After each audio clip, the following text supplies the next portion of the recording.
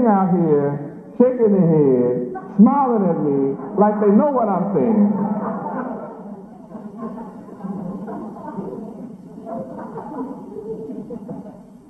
Looking so intelligent. You smile hard to keep me from knowing that you don't know.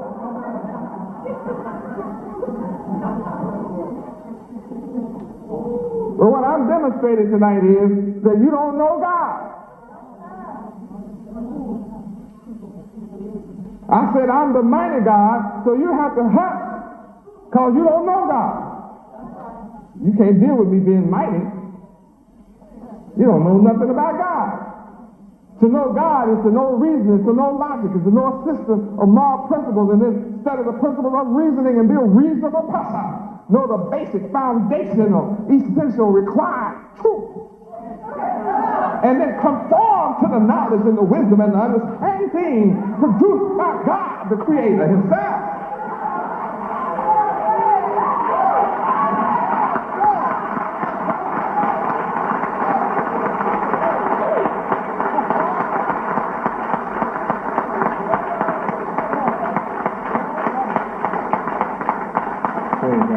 It's obvious that this is the kind of mind I have.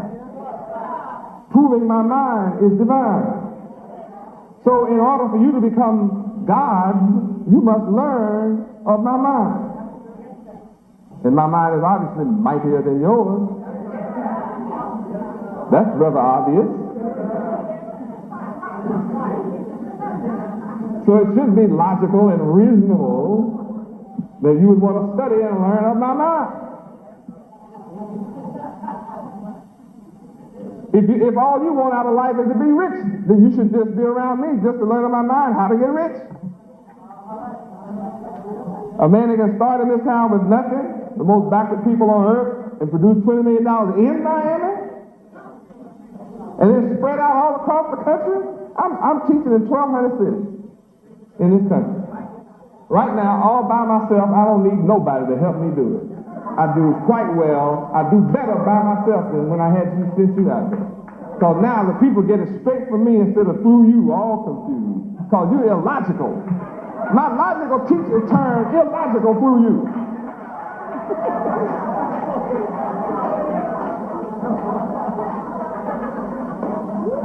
The results were you brought me a lot of nuts. I spent the first few years just getting rid of nutty people around here. Some of y'all better be glad you just waited to come. I'm happy that you just waited. Yahweh blessed you to wait to this day to get here. You didn't have to go through some of these nuts that came in. Fruity people.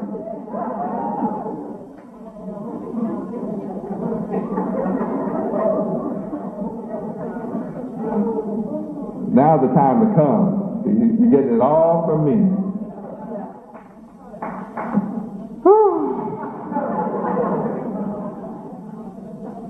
This is some class. Ethics. Logic. Logic. The study of the principles of reasoning, especially of the structure of propositions as distinguished from their content. Wait a minute. We don't even know what proposition is.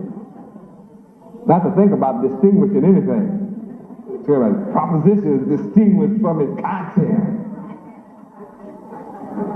We don't know the content of the proposition. Now to think about distinguishing the proposition from its content, I'm giving you a logical proposition when I made that statement. If you don't know the content of the proposition, how are you going to distinguish the proposition's content? Okay, logic. Logic. The study of the principles of reasoning, especially of the structure of propositions. Structure. I have presented my teaching in an unstructured form for 7 years. And most of you have studied me from a shotgun approach.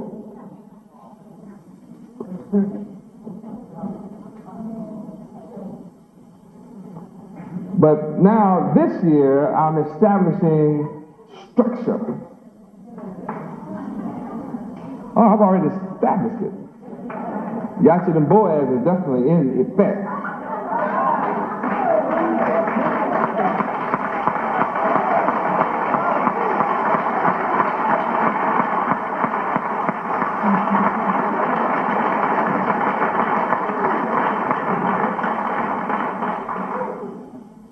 I have established those freestanding pillars, Yachid and Boaz.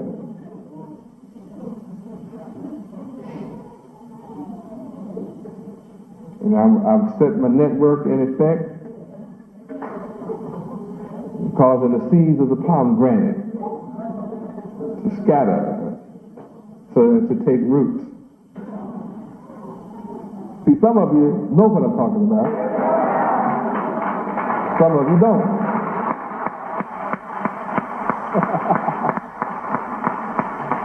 Yeah, you who do not know have much to ponder. Logic.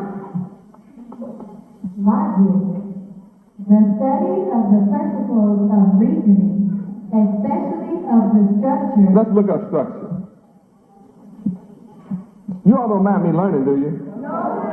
See, I'm so thankful to Yahweh for your patience in letting me stand here and learn this tonight. You're so kind. I thank you. At least this will reinforce what you know, but at least I'm sitting up here learning this. Glory! Teach me structure. Structure. A complex entity. Ooh, complex! I mean, this is getting deeper all the time. L-O-G-I-C. I'm starting with a little 5-letter word. Now I've gotten all the way up to structure. And complex. Woo! What am I going to do with all this knowledge? Logic has to deal with structure. The structure of reasoning. Ooh, but that's another long word. Logic has grown into proposition. Complex proposition. I got to learn the structure of a complex proposition. And get down to the content of that matter.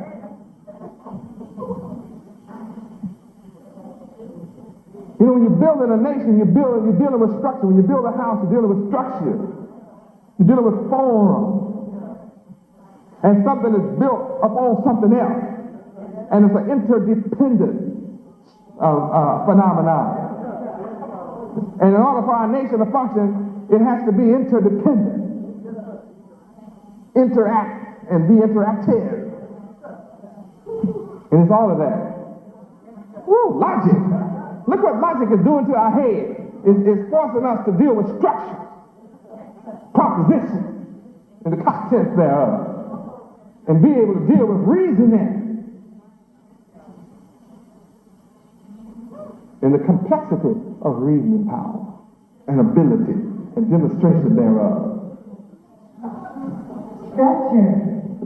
The configuration of elements, parts, or constituents in such an entity.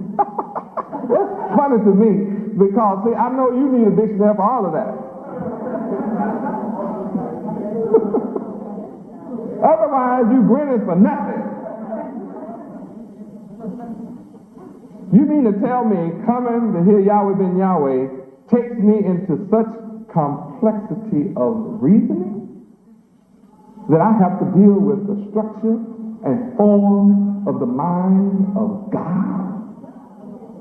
How else can you become God unless you have such a mighty God standing before you? The fact that I can take your mind through this complex structure, reasoning phenomenon, says something about my mentality. I'm not ordinary. To say the least, I'm not ordinary. Somewhat unique. And I'm inviting you Come on. Come on up. Come on. Come on and learn. I'm the one man on the planet who's willing to share his mind. I'm willing to share the complexities of my reasoning and logistical ability and cause you. I want to clone you into myself. And then I don't have to be afraid of you. That after you learn all of my mind that you can learn, I don't have to be afraid of you. Because I'm infinite. I am infinity.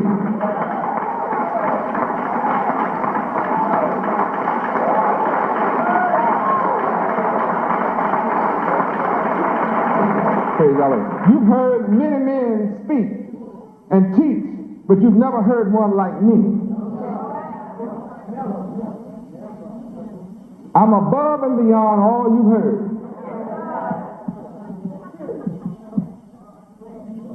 I am rare. I'm peerless. I'm erudite. Adroit. Truly sagacious am I.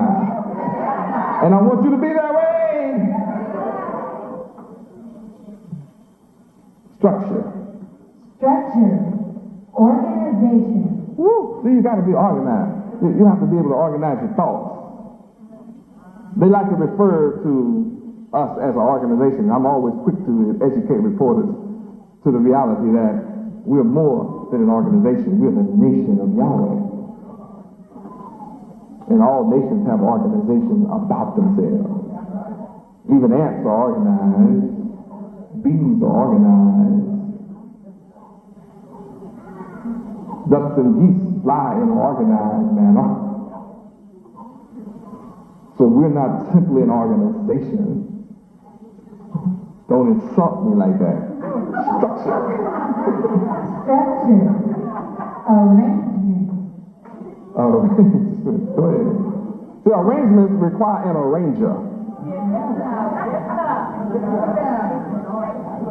Oh, yeah. See, anytime you see an arrangement, then you should go look for the composer.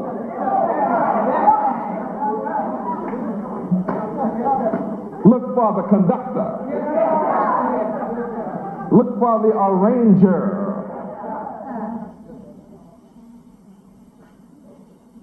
Structure. Constitution. Woo. Makeup. Makeup. That which causes you to be what you are. And that which allows you to become. Oh, you waiting on me to finish? I did. I intended for that to be wide open. Did you hear what I said? That which allows you to become. Become what? Why do you want to limit yourself? Become what? Become what? Why do you want to limit yourself? I didn't limit the statement. I said it allows you to become. It allows you to be.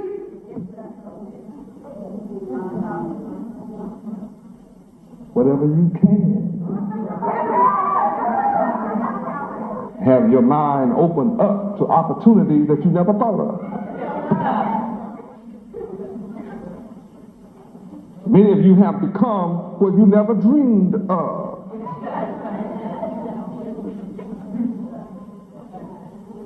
Structure.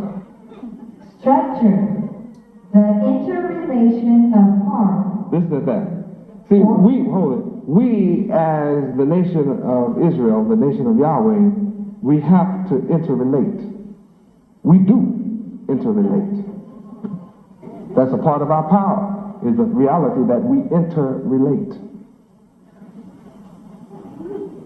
In rehabilitating our properties, some of us work electrical, some of us work plumbing, some of us work roofing, some of us work drywall, some of us work carpentry, some of us work windows, some of us just clean up, some of us work landscaping, but all of it is interrelated.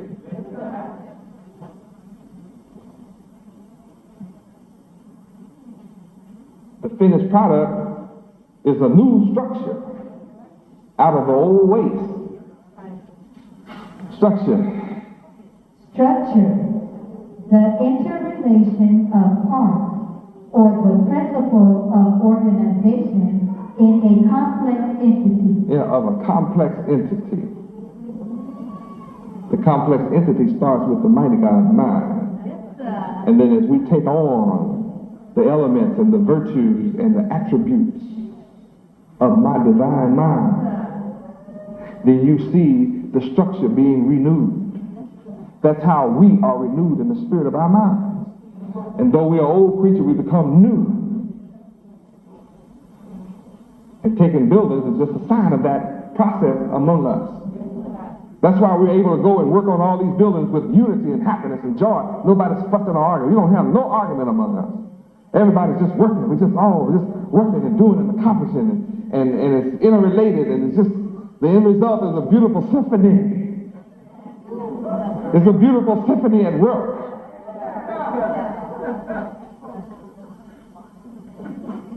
That's why I have to cool my bass players down sometimes. I cool my guitar players down.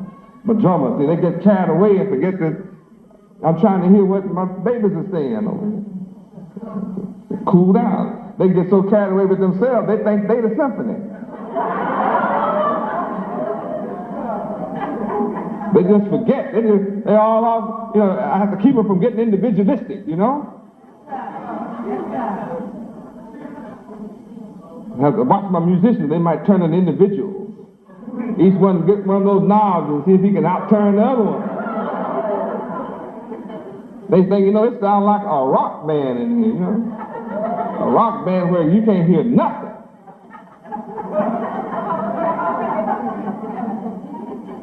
But in a symphony, you have every instrument is complementing the other. No matter how many instruments there are, you can hear the cello. You can hear the flute. You can hear the violin. I can hear the oboe. I can hear the harp.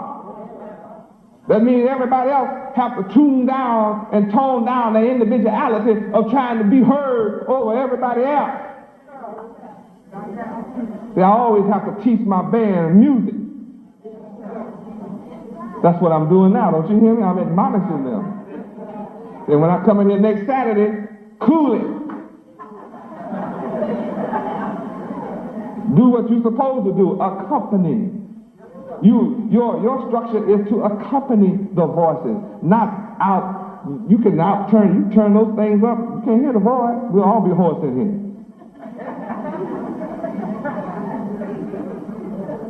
If we were all on the microphone, y'all be looking for boosters.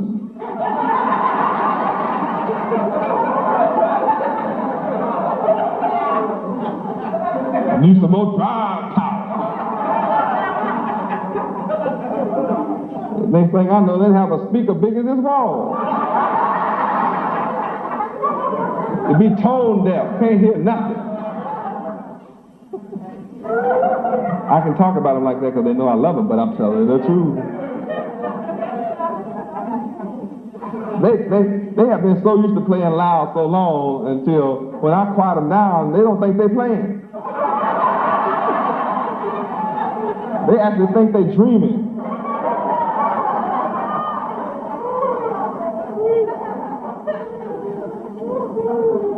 But in all of our work, I've created a symphony.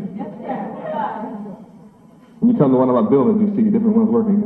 And I'm beginning to see brothers and sisters from the neighborhood who are coming and on their day off, come and give a day working on the building. It's your building. You should come and work on it. You should come and help. It's yours. Praise Yahweh. And then you won't have to say, y'all are doing a great job.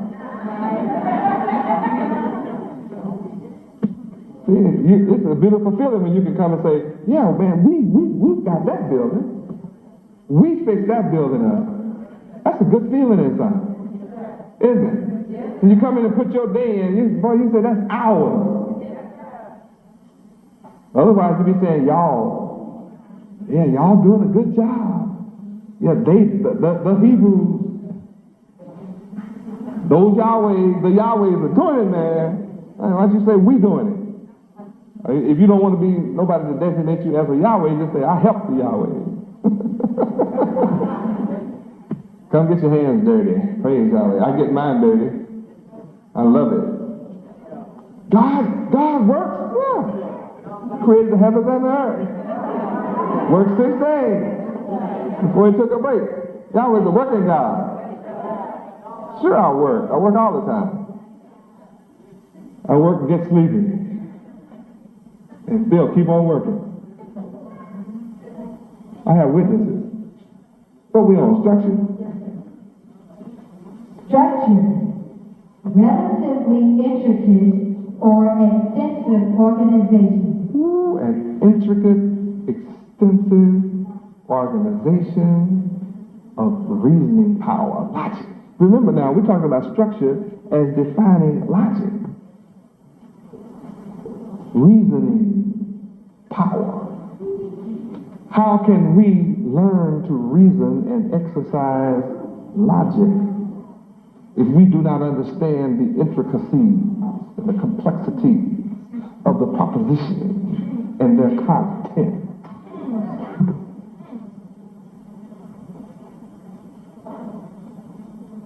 Structure.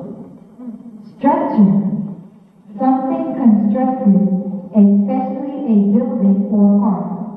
A building, a nation. That's what we're building here, a nation. And we all are parts of it. Parts of it. Structure. To construct. Give form or arrangement to. Give form. That means that we as a people have been without form. When you are without form, it's like the earth was in the beginning. You are identical to the beginning. For the earth was without form. Therefore it was void, empty. So your mind has been earthly, carnal-minded. So your mind has been earthly. That means your beginning in America, I come to you in a chaotic condition, you representing an earthly mind, a carnal mind, I've come to you without form. You are without form and void as a people. So what have I had to do? I've had to create form in you. I've had to give your mind, I'm in the process of giving your mind form, structure, basic truths, essential, required truth. That essential element. I'm setting up, giving your mind structure and proposition and content.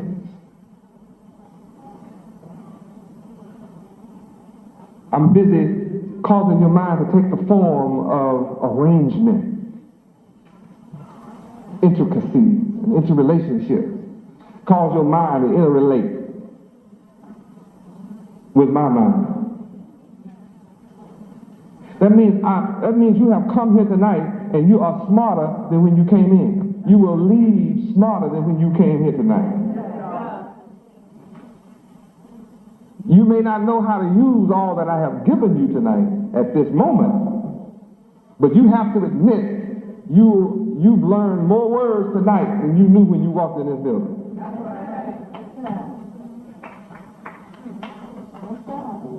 And is it beneficial or not? Is what I'm saying beneficial? Remember, it's ethics I'm giving you. All of this is a result of just ethics.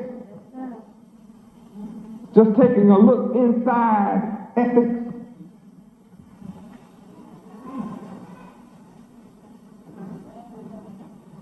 Now, a low-minded person would not find much joy in this class.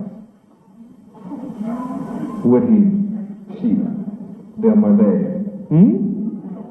Low-minded people, people who have low aspirations, who have no desire to improve their condition,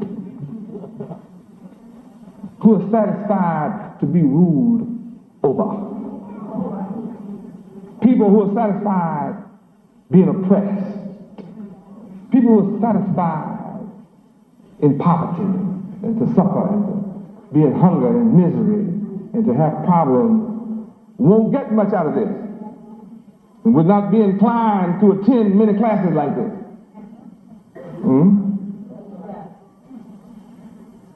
Because I'm speaking on a God level.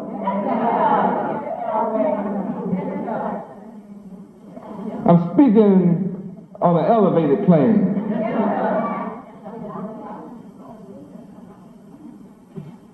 Think of what our children are being exposed to. They're wide awake. Look at them. You can't find children in the public school wide awake, listening to knowledge. Just look at them. You think about that. It's almost 11 o'clock at night. And they're taking notes. I have to ask y'all, what are y'all taking notes for?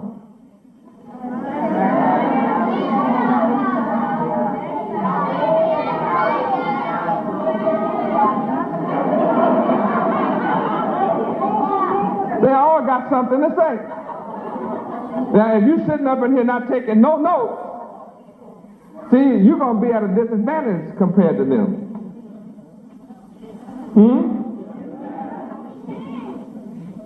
If you have admitted that what I'm teaching is important and high and elevated, and you didn't take any notes, then you're not going to remember much of what I said. They're taking notes. Stand up and tell me why you're taking notes. I see you taking notes. Why I'm taking notes is to extend my vocabulary and to continue to study and learn your divine mind. Woo, you hear what she said? She said she's to extend her vocabulary. Woo. And then learn a mighty mind. That's incredible. I just picked one. Leah, tell me why you, she got a bunch of notes. She got a whole tablet full. Why are you taking notes? You go into the future and you come and excel higher than what I am now. And to be smarter, more cunning, and to become more higher in Yahweh. More pundit. I have to go get a dictionary to know what she's talking about. She wants to be more pundit. I mean, my problem is just getting to be pundit.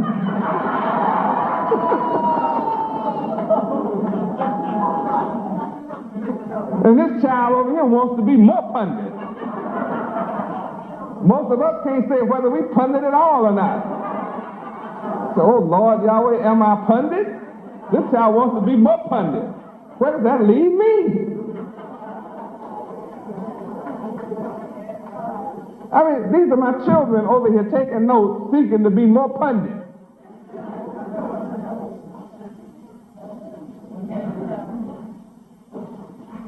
You don't find children like this walking around on the earth.